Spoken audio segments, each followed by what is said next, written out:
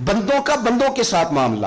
کسی نے کسی کی ذلت کر دی، رسوائی کر دی، مال دبا لیا، تانا دیا، تکلیف دی، فرمایا یہ دوسرا اعمال نامہ ہے، یہ بھی رب اتنی دیر تک معاف نہیں کرے گا جب تک بندہ بندے کو معاف نہیں کرے گا، یہ معاف نہیں کیا جائے گا۔ اور تیسرا فرمایا معاملہ اللہ اور بندوں کا ہے، عبادت کا معاملہ ہے، نماز کا معاملہ ہے، روزے کا معاملہ ہے، فرمایا اس میں رب بڑا کریم ہے، اپنے فضل سے فیصلہ کرے گا، چاہے تو عذاب دے اور چاہے تو اپنے فضل سے بندوں کو معاف فرما دے، چاہے تو اپنے فضل سے معاف کر دے۔ تین قسم کے معاملات قیامت میں ہوں گے۔ حقوق العباد کے معاملے کو درمیان میں بیان کیا گیا۔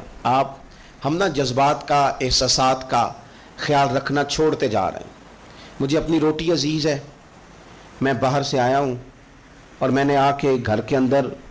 تلخ باتیں شروع کر دی، سخت جملے کسنا شروع کر دیے کہ میں باہر سے آیا ہوں، میرے لیے کھانا نہیں پکا۔ میں نے یہ دیکھا ہی نہیں کہ شاید پکانے والا بیمار ہی نہ ہو، کہ میں نے پوچھا ہی نہیں